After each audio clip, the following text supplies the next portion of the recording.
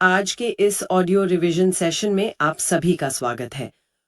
आज का हमारा लक्ष्य है आर्थिक समीक्षा यानी इकोनॉमिक सर्वे के पहले अध्याय कृषि खाद्य प्रणालियों में रूपांतरण।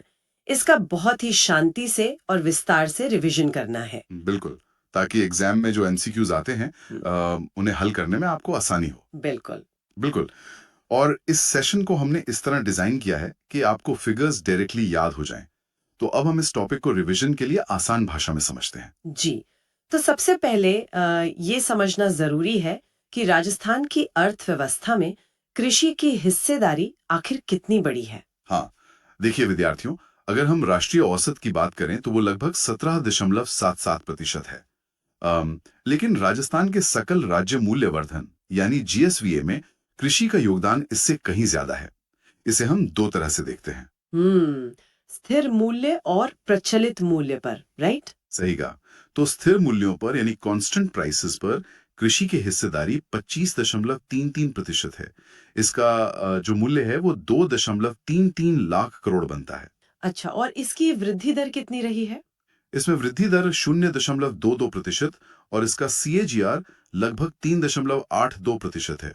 राइट, यानी एग्जाम के पॉइंट ऑफ व्यू से विद्यार्थियों को याद रखना है कि स्थिर मूल्यों पर कृषि का योगदान 25.33% है। जी बिल्कुल। और दूसरा है प्रचलित मूल्यों पर, करंट प्राइसेस पर यह हिस्सेदारी थोड़ी बढ़कर 25.74% हो जाती है। जो कि पहले ज्यादा हुआ करती थी शायद। हाँ, 2011-12 में ये 28.56% थी। अभी इसका मूल्य 4.41 लाख करोड़ है और इसमें वृद्धि दर 3.47% और सीएजीआर 8.10% है। देती हूँ परीक्षार्थियों, ध्यान दे, स्थिर मूल्यों पर कृषि का योगदान 25.33% और प्रचलित मूल्यों पर 25.74% है। और ये दोनों ही आंकड़े राष्ट्रीय औसत 17.77% से बहुत ज्यादा है। सही। अब कृषि के इस कुल योगदान को समझने के बाद हमें ये जानना चाहिए कि इस 25% हिस्सेदारी में आखिर कौन-कौन से क्षेत्र शामिल हैं। हाँ, कृषि के जो उपक्षेत्र है। बिल्कुल। 2025-26 के अग्रिम अनुमानों के अनुसार प्रचलित कीमतों पर हम चार उपक्षेत्रों का डेटा देखते हैं। सबसे ज्यादा योगदान पशुधन यानी लाइवस्टॉक का है। वेट, सबसे बड़ा हिस्सा फसल का नहीं है? नहीं, यहीं पर परीक्षा में गलती होती है। पशुधन सबसे अधिक है, 49.35%। इसका मूल्य 2.17 लाख करोड़ है और इसमें 5.20% की वृद्धि हुई है। ओह वाओ, यानी पशुधन नंबर 1 पर है और फसलें। फसलें दूसरे नंबर पर आती हैं। उनका योगदान 42.61% है। इसका मूल्य 1.88 लाख करोड़ है। लेकिन ध्यान देने वाली बात यह है कि इसमें 5.01% की भारी गिरावट आई है। हम्म, यानी इसमें कमी आई है। ये एक जरूरी पॉइंट है। जी। और तीसरे नंबर पर वानिकी एवं लॉगिंग आती है, जो कि 7.49% है। इसमें 2.67% की वृद्धि हुई। और चौथा क्षेत्र? आखिरी और सबसे कम है मत्स्य यानी फिशिंग। ये सिर्फ 0.54% है। हालांकि इसमें 0.87% की वृद्धि हुई है। तो विद्यार्थियों, समरी ये है कि कृषि क्षेत्र में सबसे बड़ा हिस्सा फसलों का नहीं बल्कि पशुधन का है, जो कि 49.35% है।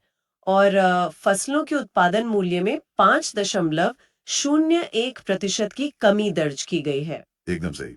अब क्योंकि फसलों में कमी देखी गई है, तो आइए देखते हैं कि खरीफ और रबी की प्रमुख फसलों का आखिर प्रदर्शन कैसा रहा। जी, जीवीओ यानी ग्रॉस वैल्यू ऑफ आउटपुट के आधार पर। हाँ, 2024-25 से 25-26 का डेटा देखें तो खरीफ फसलों में बाजरा का मूल्य 12,991 से घटकर 9,781 करोड़ रह गया है। मतलब बाजरा का मूल्य गिरा है। बिल्कुल।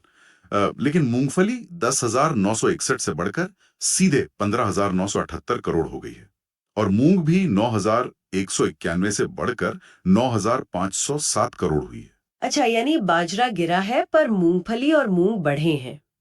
और रबी फसलों में क्या ट्रेंड है? राबी में भी कुछ ऐसा ही पैटर्न है। गेहूं 40,970 से घटकर 38,394 करोड़ पर आ गया है। और बाकी फसलें जैसे सरसों? हाँ, दूसरी तरफ राई और सरसों 31,707 से बढ़कर 34,826 करोड़ हो गए। चना भी 11,193 से बढ़कर 13,913 करोड़ हो गया। राइट। तो परीक्षा के लिए याद रखने योग्य मुख्य बात ये निकल कर आती है कि बाजरा और गेहूं के मूल्य में कमी आई है, जबकि मूंगफली, सरसों और चने के मूल्य में वृद्धि दर्ज की गई है। बिल्कुल। अब फसलों की स्थिति को समझने के बाद हम वापस उस उपक्षेत्र पर चलते हैं जो कृषि में सबसे बड़ा योगदान देता है, यानी पशुधन। हाँ, जो 49% से ज्यादा था। 2025-26 में पशुधन उत्पादों का अगर हम विभाजन देखें तो सबसे बड़ा हिस्सा दूध का है। ये लगभग 79.60% है। यानी पशुधन क्षेत्र का ज्यादातर पैसा सिर्फ दूध से ही आता है। हाँ, लगभग 80% सिर्फ दूध है। उसके बाद अन्य उत्पाद आते हैं जो 12.27% हैं। फिर पोल्ट्री सहित मांस का हिस्सा 7.46% है। और अंडे? अंडे का योगदान सबसे कम है, सिर्फ 0.67%। तो विद्यार्थियों, ये एक बड़ा सीधा सा तथ्य है कि पशुधन क्षेत्र का लगभग 80% यानी सटीक रूप से 79.60% हिस्सा केवल दूध से आता है। सही। अब देखिए, कृषि और पशुधन दोनों ही अंततः भूमि पर निर्भर हैं। इसलिए राज्य के कुल क्षेत्रफल का उपयोग यानी लैंड यूज को समझना आवश्यक हो जाता है। बिल्कुल। तो हमारे राज्य का कुल रिपोर्टिंग क्षेत्रफल कितना है? राज्य का रिपोर्टिंग क्षेत्रफल 343.43 लाख हेक्टेयर है। अगर इसके वितरण की बात करें तो सबसे ज्यादा हिस्सा शुद्ध बोया गया क्षेत्रफल है, जो कि 53.02% है। हम्म। उसके बाद दूसरे नंबर पर बंजर भूमि आती होगी। जी, दूसरे नंबर पर बंजर भूमि है 10.11%। उसके बाद वानिकी आती है 8.30% पर। फिर ऊसर या कृषि अयोग्य भूमि है 6.85%। राइट। और बाकी बची हुई जमीन का क्या? बाकी जमीन चालू पड़त भूमि, स्थायी चारागाह और वृक्षों के झुंड में बनती है। जैसे अन्य चालू पड़त भूमि 5.96% है, गैर कृषि उपयोग 5.62% है और चालू पड़त 5.22%। और चारागाह वगैरह? स्थायी चरागाह या गोचरचार 0.81% हैं और वृक्षों के झुंड न्यूनतम 0.11% हैं। अच्छा, तो एग्जाम के लिए विद्यार्थियों को टॉप 3 जरूर याद रखने चाहिए। कुल भूमि का आधे से थोड़ा ज्यादा यानी 53.02% शुद्ध बोया गया क्षेत्र है, और उसके बाद 10.11% बंजर भूमि और 8.30% पर वानिकी है। बिल्कुल सही फरमाया। अब भूमि के इस उपयोग के बाद अगला महत्वपूर्ण सवाल ये आता है कि ये भूमि आखिर किसके पास है और उन जोतों का आकार यानी ऑपरेशनल लैंड होल्डिंग्स का साइज कैसा है। जी, इसके लिए हम कृषि गणना के आंकड़े देखते हैं ना। हाँ, हम 2010-11 और 2015-16 की कृषि गणना की तुलना करेंगे। इन 5 सालों में कुल जोतों की संख्या 68.88 लाख से बढ़कर 76.55 लाख हो गई है, यानी 11.14% की वृद्धि हुई है। संख्या बढ़ रही है, पर क्या क्षेत्रफल भी बढ़ा है? वही तो मैं पॉइंट है। कुल क्षेत्रफल 211 लाख हेक्टेयर से घटकर 208 लाख हेक्टेयर रह गया है। इसमें 1.24% की कमी आई है। ओ, यानी जमीन घट गई है। इसका औसत आकार पर क्या असर पड़ा? इस वजह से जो औसत जोत का आकार है वो 3.07 हेक्टेयर से घटकर 2.73 हेक्टेयर हो गया है। इसमें 11.07% की कमी आई है। ये काफी वैचारिक बिंदु है। जी, विद्यार्थियों जोतों की संख्या बढ़ रही है, लेकिन क्षेत्रफल और औसत आकार घट रहा है। ये सीधे तौर पर दर्शाता है कि जोतें छोटी हो रही हैं, परिवारों में जमीन का बंटवारा हो रहा है। सही बात है।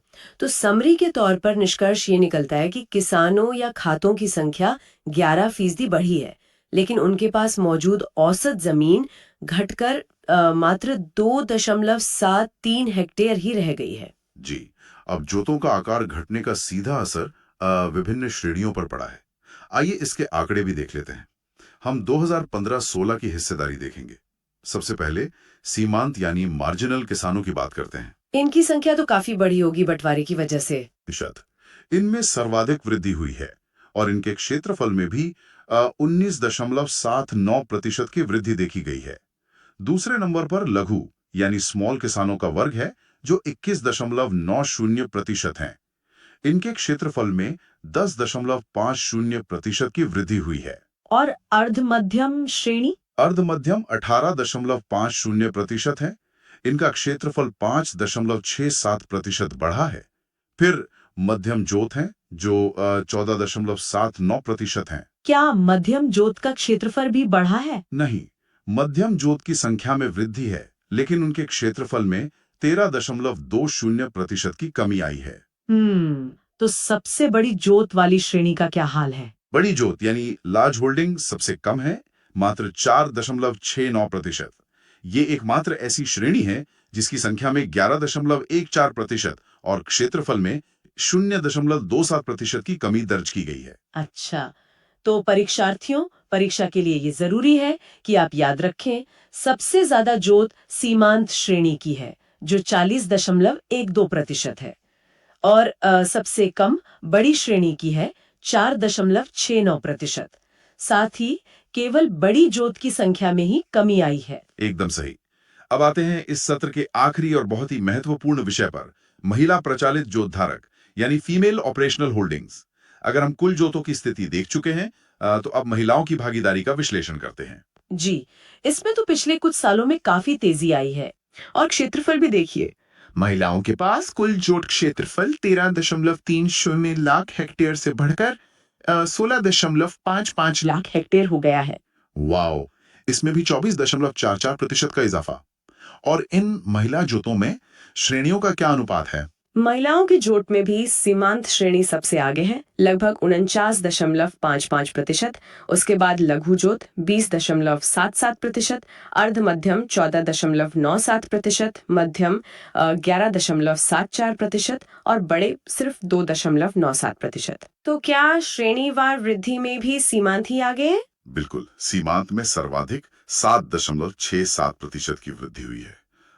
लघु में 34.17%, अर्ध मध्यम में 26.09%, मध्यम में 22.97% और बड़े में 9.52% की वृद्धि हुई है। तो विद्यार्थियों, इसका कोर बिंदु ये याद रखना है कि महिलाओं की जुट संख्या में लगभग 42% का जबरदस्त उछाल आया है, और इसमें भी सबसे बड़ी हिस्सेदारी यानी 49.55% सीमांत महिला किसानों की है। सही कहा। तो विद्यार्थियों, सत्र का अंत करते हुए हम इन आंकड़ों पर थोड़ा विश्लेषण करते हैं। इन आंकड़ों से एक बहुत दिलचस्प और जरूरी बात निकल कर आती है। वो क्या है? देखिए, एक तरफ जहां फसलों के कुल उत्पादन मूल्य में 5.01% की गिरावट दर्ज हुई है, वहीं दूसरी तरफ कृषि में महिलाओं की भागीदारी बहुत तेजी से बढ़ रही है। जैसे जोतों की संख्या में लगभग 42% की वृद्धि हुई।